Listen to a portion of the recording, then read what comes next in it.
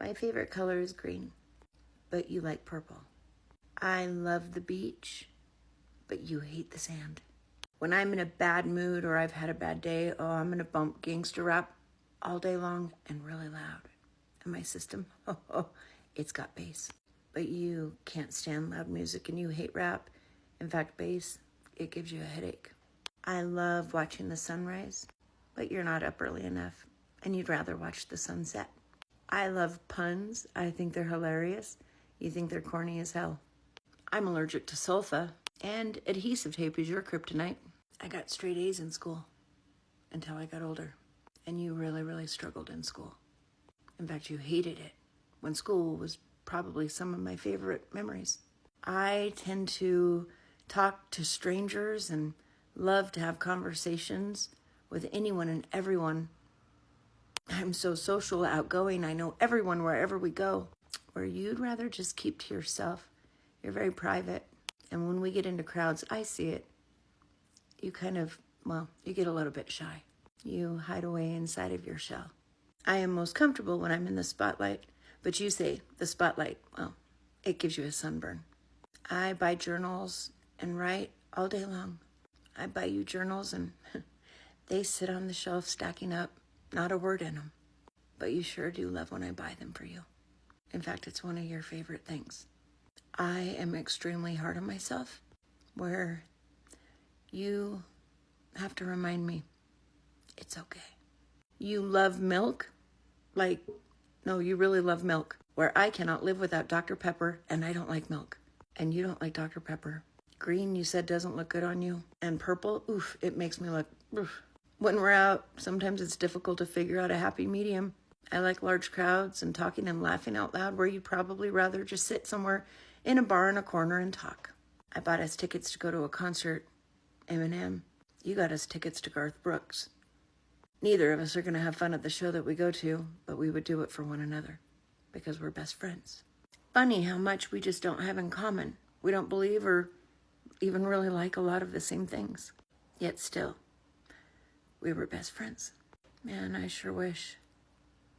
I wish you were here still. But you want to know what I wish more? No, I mean I wish more than ever.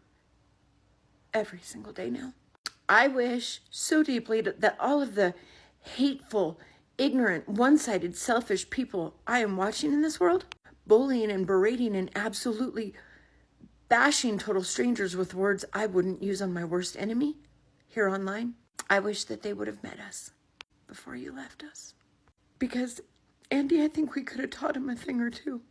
I know that you're watching from heaven and you see it. The millions and millions of people who needed to meet you and I. And since you're not here, I guess I'll do this alone. My best friend, she liked purple. And I loved green. I loved rap music. And she loved anything but. I was the life of the party. She always said I lit up the room. I would head directly straight to the center of the people. And Andy would always tell me how people's eyes would light up when I'd get there. And she'd hide in my shadow where she was comfortable. Or find a corner out of the way. There was a lot of things about me and my best friend of 25 years. In fact, if I'm going to be honest, we had less in common than not. And there is a lesson I want you to learn from me and my beautiful best friend, who is no longer with us, my Andy. You see, you would think to yourself, how could these two people love each other, let alone be best friends for 25 years? They didn't agree on anything. They didn't agree on much. Oh, well, my friends, that's beautifully easy. But sadly, it's painfully obvious this world has forgotten one word. And maybe two. And Lord, forgive me because I am a Christian, but I can hear Andy saying it now. Do it, sissy, do it. It's called fucking respect. I'm sorry, God. And it is about damn time this world learns a lesson. Takes a page out of my book with my best friend. The person I love the most in this world, who didn't see eye to eye with me on a single dang thing. No, that's wrong. We saw eye to eye on one thing, maybe two. We respected one another, each other's differences. We embraced them. And do you want to know why? Because, well, I'm not saying it again, sister. We respected each other. And we also were smart enough to know that the differences in one another made the most beautiful contrast in the most beautiful friendship this world's ever seen. And so if you people cannot understand this, I'm going to say it a little bit clearer for you now. No one on this earth is ever going to see everything exactly the way you do. We are all going to have differences of opinions. We are all going to have similarities, and then we will not. I'm going to like one thing, and you may like another. Here's a little secret, my friends. Guess what? That's okay. No, it's not even just okay. It is the beautiful nature of this world, the world that God gave us, and the free will that is ours as a gift.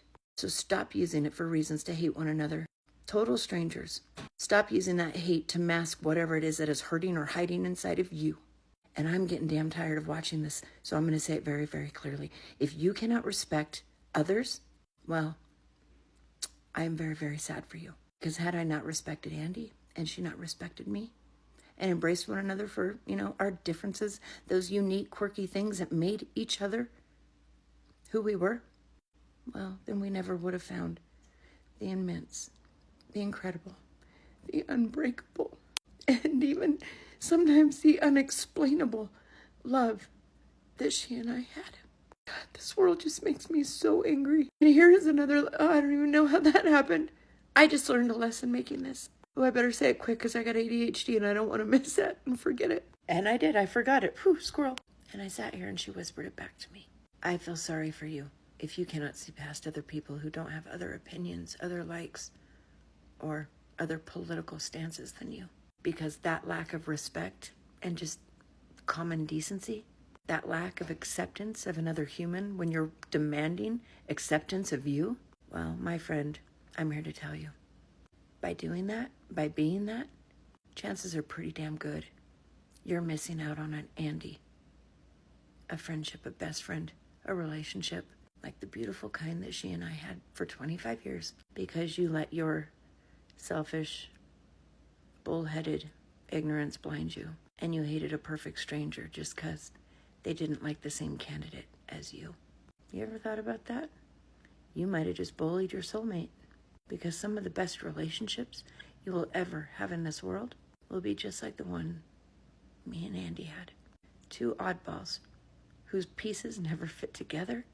Not on paper, but when we saw past that, we grew because of it. And these two oddballs found the most unconceivable, truly unexplainable, beautiful, and perfect friendship. And we had that for 25 years. I'm so glad she could get past the fact my favorite color is green. And I wasn't so ignorant that I couldn't see past the fact that, well, she never liked bass.